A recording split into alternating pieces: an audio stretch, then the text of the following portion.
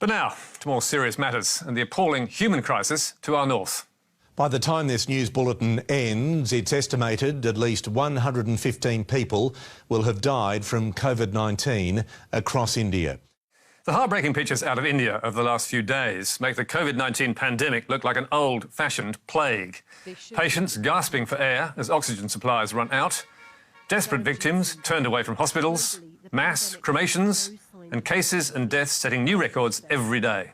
Over the weekend, more than 400,000 cases in 24 hours. On Sunday, its deadliest day yet, 3,689 lives lost. Most Australian outlets are covering this crisis from afar, relying on newswires and interviews with Australians stranded in India, angry that they've been abandoned and their return home criminalised.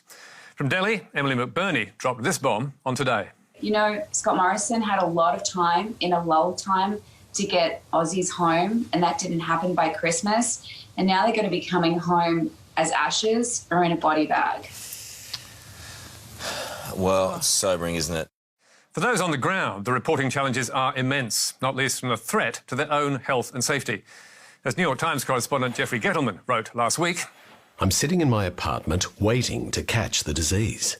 That's what it feels like right now in New Delhi, with the world's worst coronavirus crisis advancing around us. It is out there. I am in here, and I feel like it's only a matter of time before I too get sick.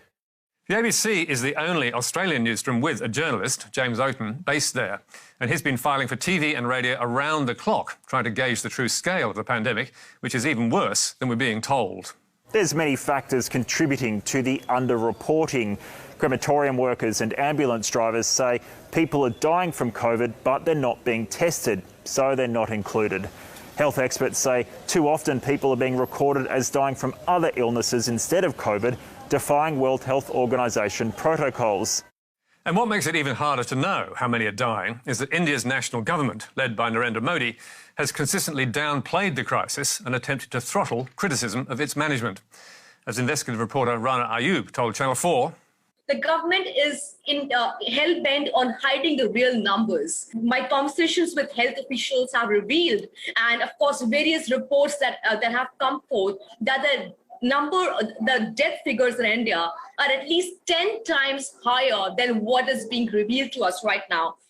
At the start of the pandemic in March last year, the government tried to censor all COVID media stories before publication, but the Supreme Court prevented it. And since then, it's been cracking down on social media, ordering Facebook, Instagram and Twitter to remove dozens of posts amid threats in Uttar Pradesh that people spreading rumours on social media will have their property confiscated. Among those the Indian government got blocked were tweets by opposition politicians talking about Prime Minister Modi's mismanagement of the pandemic, or just highlighting the scale of the crisis and strain on the healthcare system. Even pictures posted by a photojournalist of the funeral pyres burning was blocked. And Twitter is not putting up much resistance. It told the New York Times it will take down posts if the government deems them illegal. And back in February, after threats to arrest its employees, it blocked 500 accounts that were critical of Modi. And the government's attempt to stifle criticism has even reached Australia, following this report in The Australian. Arrogance, hyper-nationalism and bureaucratic incompetence have combined to create a crisis of epic proportions in India, with its crowd-loving PM basking while citizens suffocate. That article by Philip Sherwell, a respected Asia correspondent for The Times, prompted an angry reaction from India's Deputy High Commissioner in Canberra, who complained in a letter to The Australian's editor, Chris Daw. It is astonishing to see that your respected publication has chosen to reproduce a completely baseless, malicious and slanderous article without bothering to check the facts.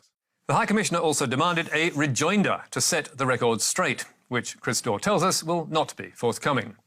It is all quite bizarre, as Bloomberg's Asia correspondent Ian Marlowe observed. Amazing that India's diplomats are busy responding to newspaper articles in foreign countries like this and blocking social media accounts at the height of the world's worst outbreak. India's record on press freedom is among the worst in the region. Reporters Without Borders ranks the country 142 out of 180 in its World Press Freedom Index, below Myanmar, Zimbabwe and Afghanistan. And it's dangerous too. 4 journalists were killed in India last year, and the media can face every kind of attack, including police violence against reporters, ambushes by political activists, and reprisals instigated by criminal groups or corrupt local officials. And while the Indian media market is vast and vibrant, the government has many of them over a barrel because they depend on government advertising. As Al Jazeera's The Listening Post reported, just look at these front pages from this past Thursday, celebrating, of all things, improvements to the country's infrastructure at a time when the healthcare sector is in critical condition. Like so much of India's journalism, bought and paid for by the hand that feeds. And it's not just money the government can use to keep the media in line, as the UK Telegraph reported. It is an open secret that the majority of newspapers are under pressure to hire editors supportive of the ruling party, while a succession of opposition journalists have faced trumped-up criminal charges. So, while millions get sick and thousands die, there is another potential casualty of this war against the virus: truth and press freedom in the world's biggest democracy.